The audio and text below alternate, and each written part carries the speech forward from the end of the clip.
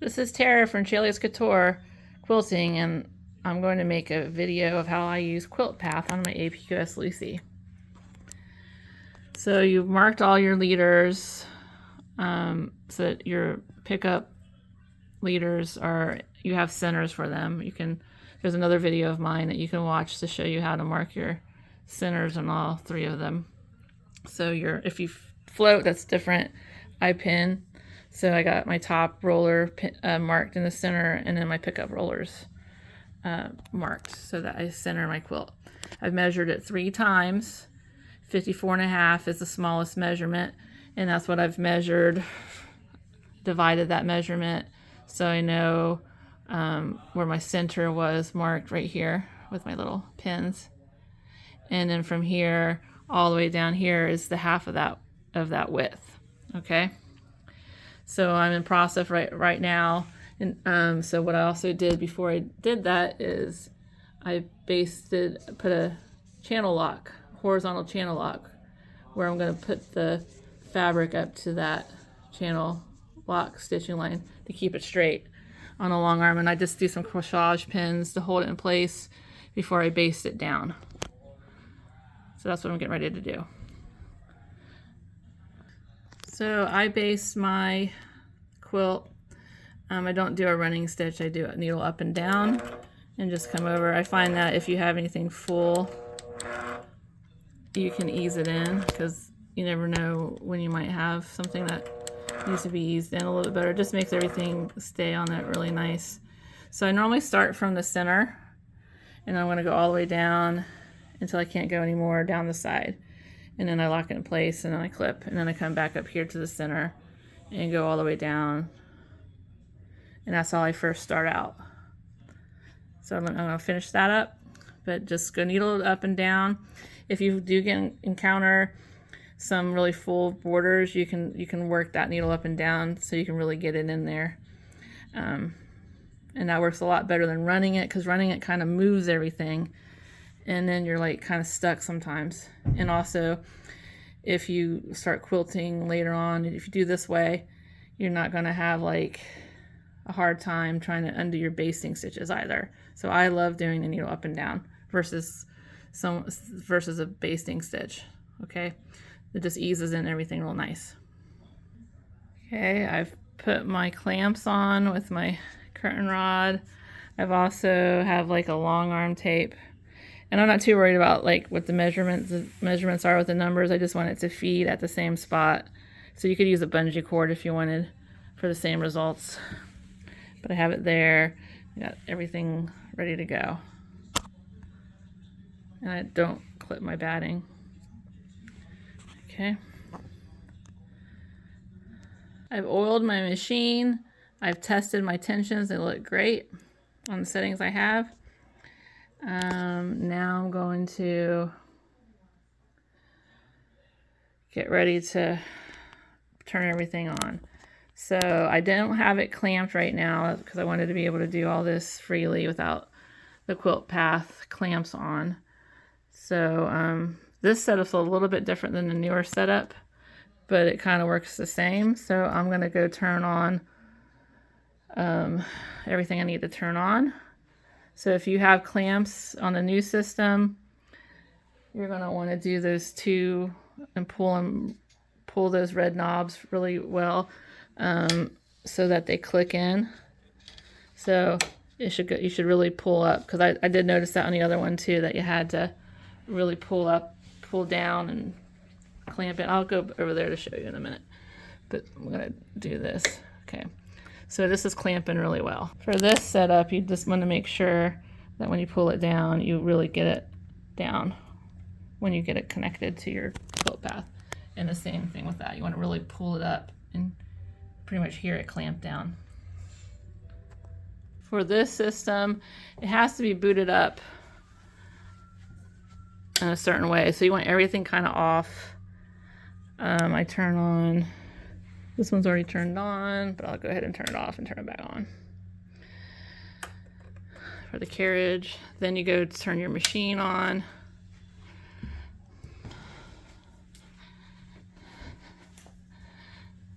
And then turn your screen on. It's a little bit different on the other one. There's some more buttons. For this one, you turn the box on first. Then you turn your machine on. Then you come over here and turn this on, and then you need to wait for a little bit. Okay, wait for it to, like, you know, think about itself. Maybe 10 to 20 seconds. 20 seconds to be on the safe side.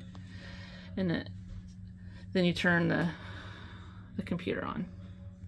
For both, excuse the dust on the screen, jeez. Okay, you're going to put it in the center as best you can. Tap your machine, and it's the same in both. It's going to say make sure the needle's up, double check. It's going to move. Okay.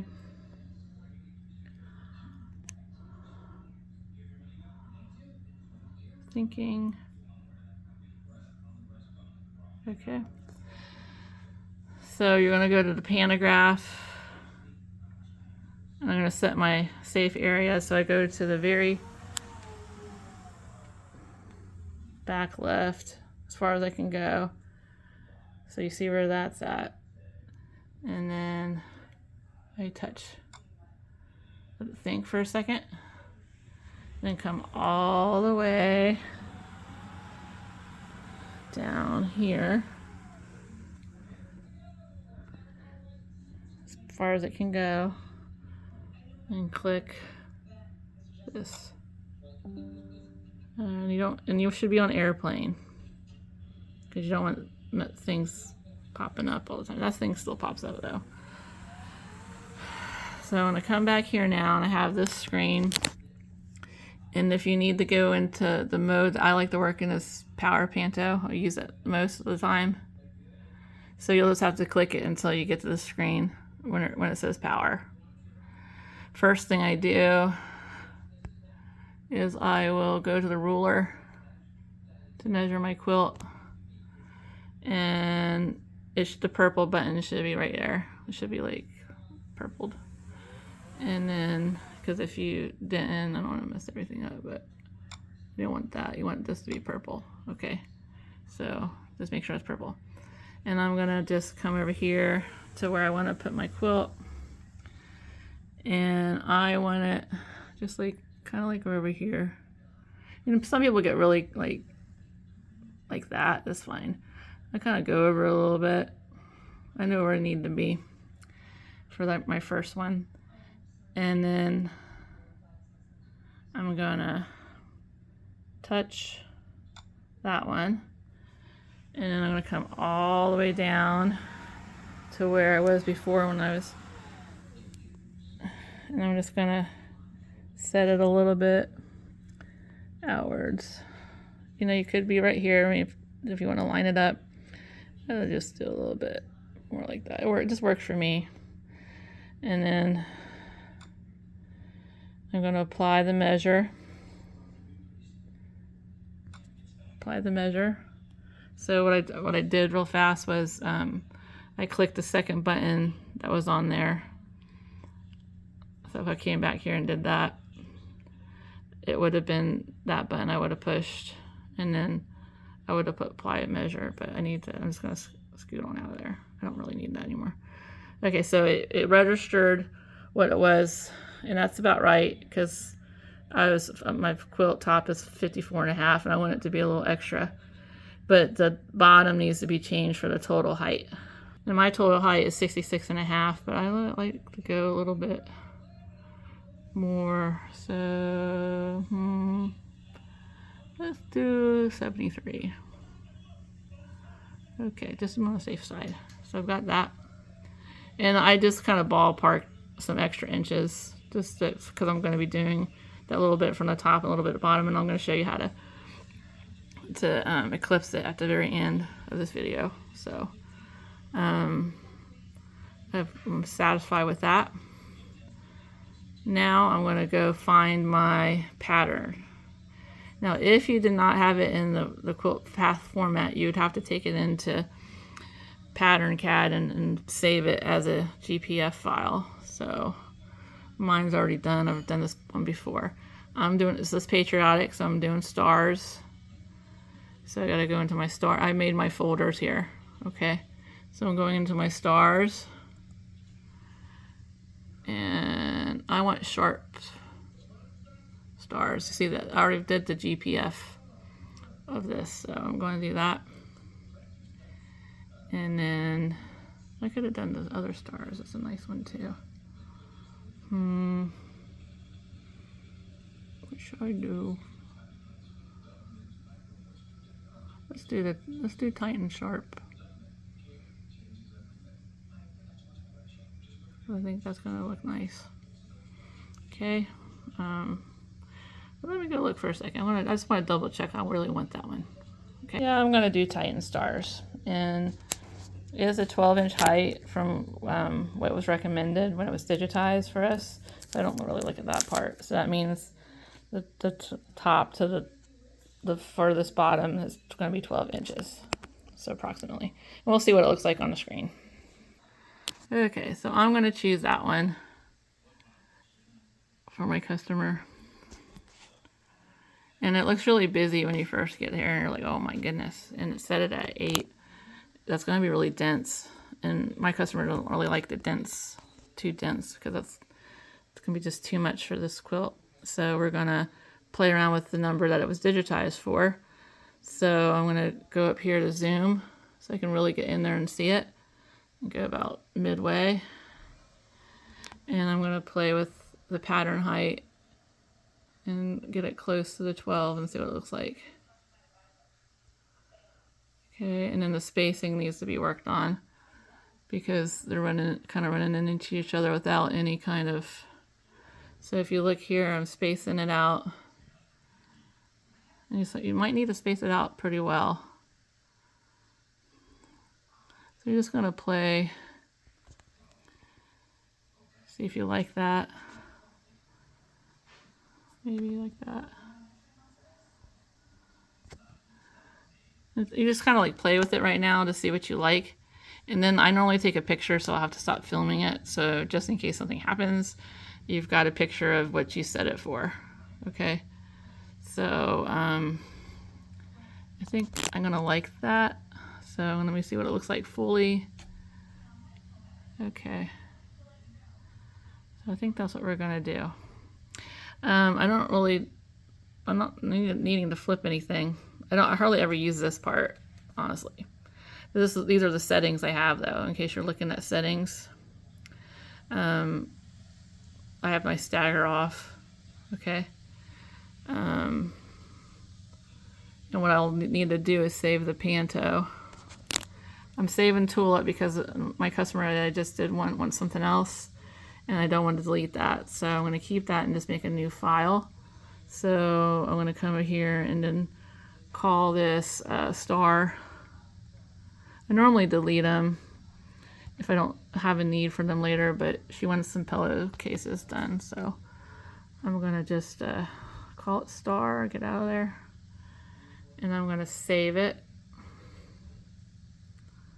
Okay. And then you're going to go and you want, I need to take a picture, so let me stop. Now I've taken my picture of my settings. I'm going to go here, and so I've got it saved as a Panto in case something goes wrong.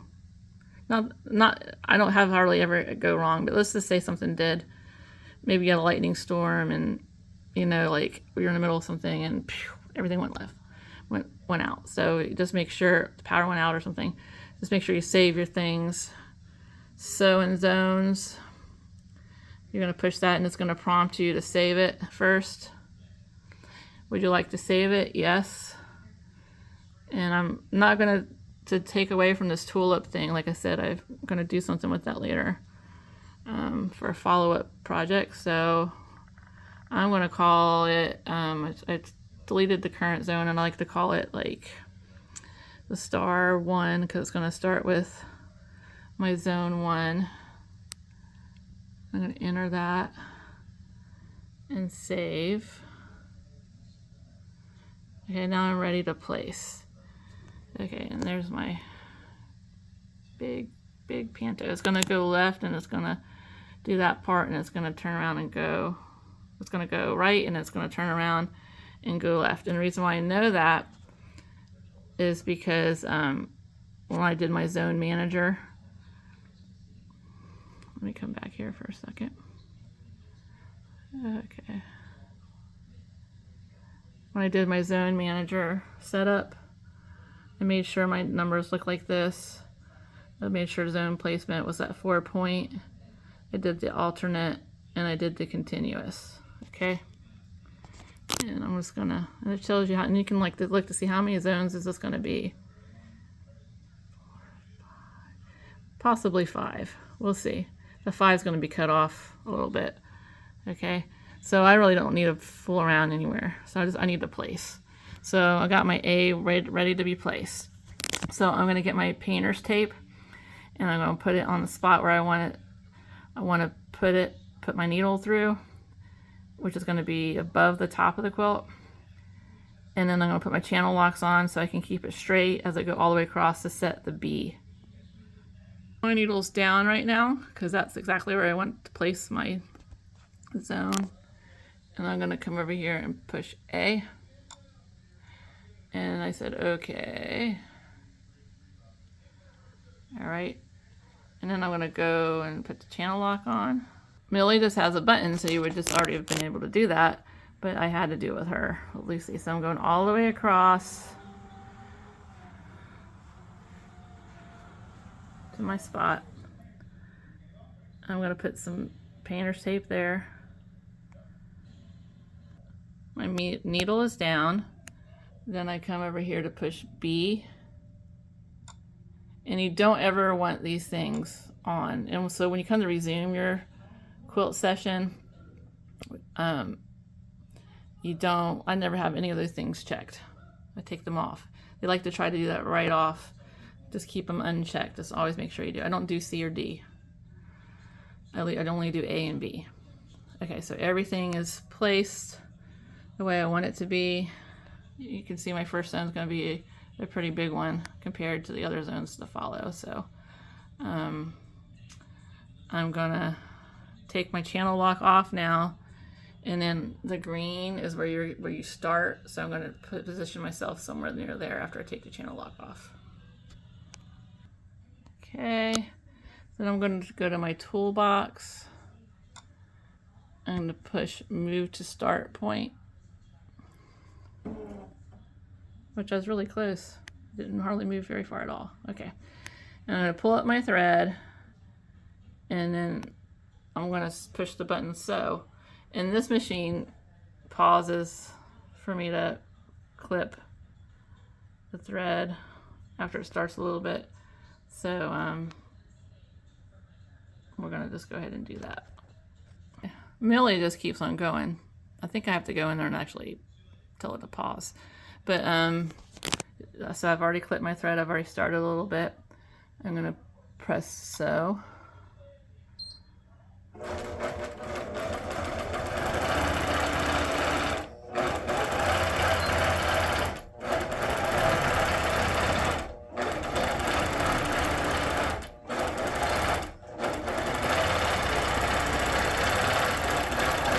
And then you can see as she stitches, she turns dark. So it's going to move all the way to the right and continuous and go from right back to the left side. I just kind of watch it and make sure everything looks good. I check underneath the quilt too, periodically.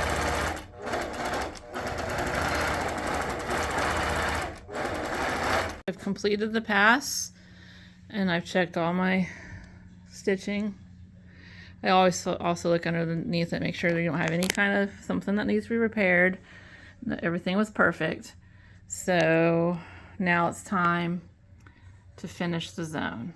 Okay.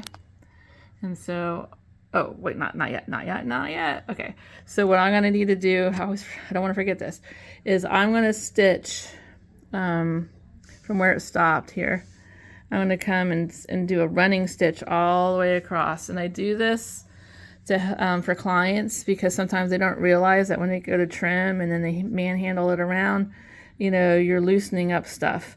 So I always do a running stitch like eighth no more than where I have basted it, basically where your binding would go, and that just locks everything in. So if they do trim it here and they don't finish it in that day, everything's staying in place. So this is a courtesy thing I do for my customers. I have done the running stitch all the way around the quilt, and I do that for each side as it advances. I'm going to push finish zone. I have completed it. Yes.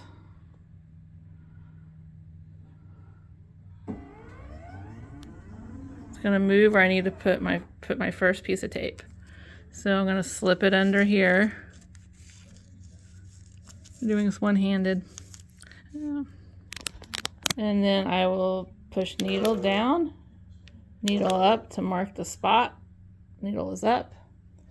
Then don't push to continue. That's going to mess you all up.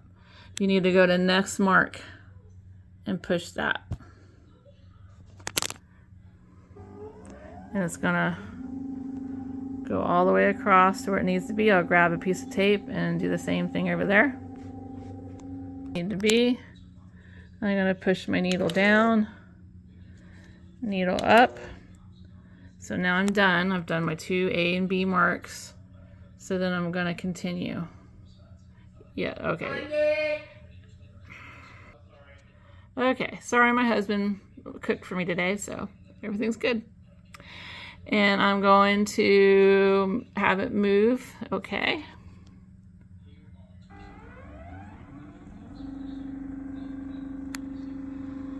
And it's going to get to a spot here.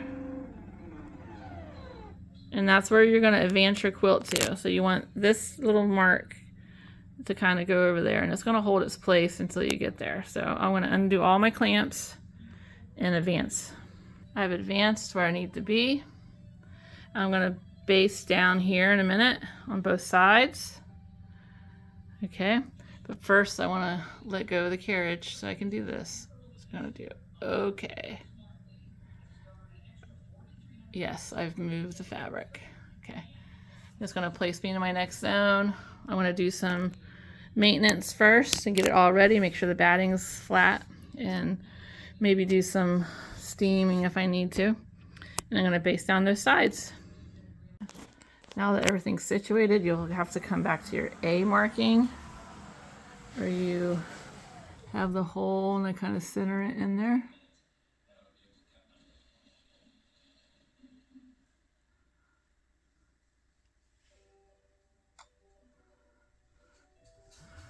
And then you'll come back and do your B. And what you do is when you get it over the hole, you then place the B as well.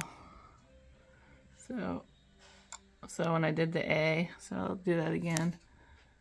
B's here, and then take it all the way back to the A hole, and then click A, and everything gets adjusted. And then you're gonna start on the right side now and work your way to the left. And so you're gonna just tell yourself to go to the start point, toolbox to start point.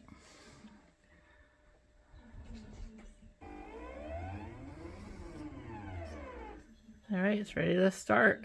So pull up your thread and press sew.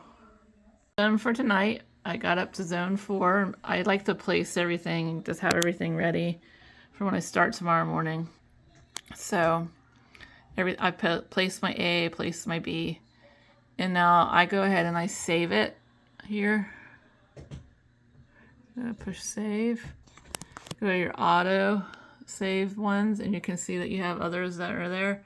Since I was on zone 4, I'm just gonna call it star 4.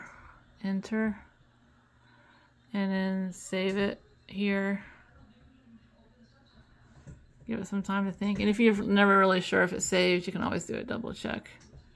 And okay, I can see it, so I'm just going to cancel. And then you're ready to kind of shut down for the night. And then I'll show how you have to resume it in the morning. I'm resuming my sewing session. So I've gone back and set my safe zone. And then I went into pantograph again. And now I'm going to come up to here and push the resume zone session. And I go to my automatic save. I stopped at zone 4. So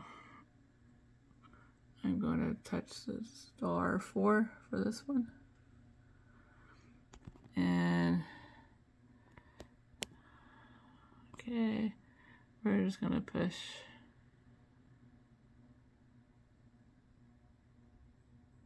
yes anyway.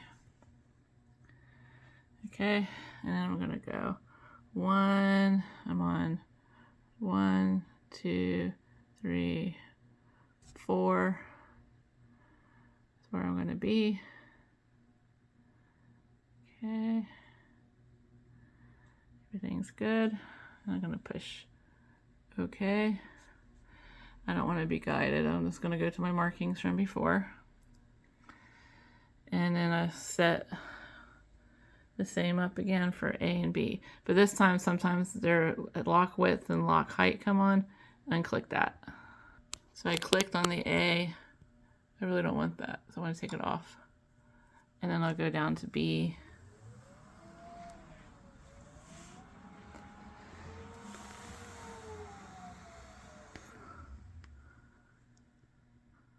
Line up B. And then I click it. Everything's set. But we're starting on the right, so I'm going to bring my machine back over there. And then stitch out this row.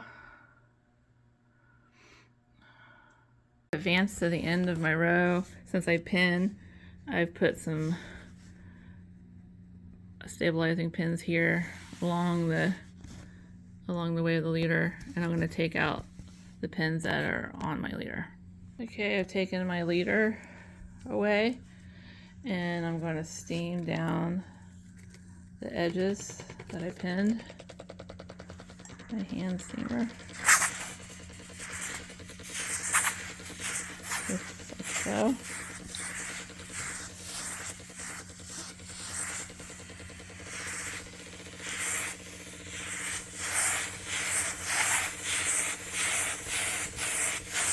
And then I'm going to baste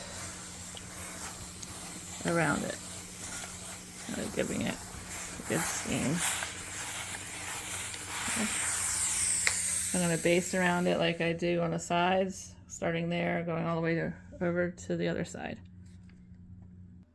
I'm in my last zone, so I'm going to place it, and then I'm going to do an eclipse. So just place it like you normally would, and then we're going to do something different to cut off the bottom so it doesn't stitch out all of that, because I don't need all of that.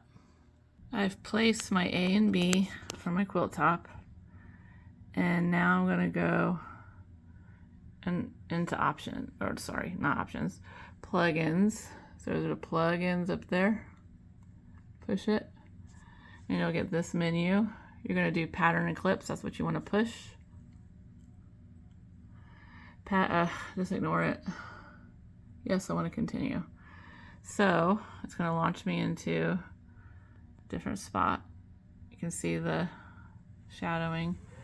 I'm going to come over here, moving my quilt top over here, and I think that's good enough space. I just kind of eyeball how far I was stitching out, maybe just a little bit more. So I'm going to come back to this add a dot, and you notice, okay, I'm outside of my stitching. That's where I want to be. Okay, I want to be outside of that green line for my first dot. Okay, and then I'm just gonna, I don't play around with a million dots for Eclipse. I just go to the center of the quilt, like not on outside of the quilt, not here. Okay, unless you need to be there for some reason for a customer. But I'm just gonna, I want to stitch still on the batting. So I'm gonna put it right there in the middle, come back, add the dot, and you can see now we got this yellow line going across. That's what you want. And then I'm just going to go on the outside on the very right with my machine. So I move my machine. I think that's a good stop spot based on the other stitching. Okay, it really doesn't matter how precise. Then I'm going to come back here. That dot needs to be on the out. So you're going to be making a box. So I'm going to take it all the way to my rail now. Okay, so my machine's all the way to the rail, touching it. I'm going to add a dot. And you can start seeing it's barely going to be under that. I have a big pattern, so it's not always like that. So it just is for this one. And then here in the middle again, that's where I put my machine. Sorry if it makes you dizzy. You're going to add a dot. And if you ever make a mistake, you can just remove it. But we need to be under that green. Okay? Because you don't want, if you're not, then you're going to get some stitching right close to the bar. And you don't want that. Because we're not that far. We're going to save our material. And then I move it over here to the left again. I'm going to add my dot. And I'm out of there. So I've got my box thing going on. So I'm satisfied with the parameters there. Then I'm going to go OK. It's going to think for a little bit, let it think. And then it disappears. And you're going to be able to stitch this out now. Okay, and it does some things weird sometimes when you get to the bottom and repeats sometimes, but you're not stitching the whole pattern anymore. You're going to stop like right below your quilt top. But it, it has to program and think about how it's going to stitch. Sometimes you got like that little dips that you see on the bottom that's going to go back and forth a little bit or something. It might do that.